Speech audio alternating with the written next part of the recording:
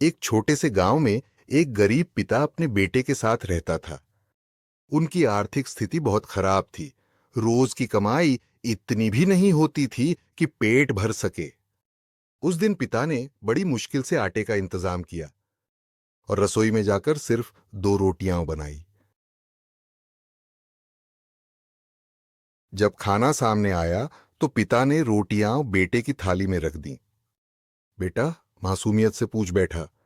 पापा, आप क्यों नहीं खा रहे? पिता ने हल्की सी मुस्कान दी और बोला। मुझे तो भूख ही नहीं है बेटा।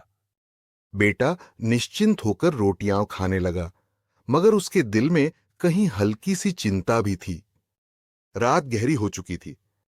बेटा नींद से जागा और देखा कि पिता चुपके से पानी पी रहे हैं।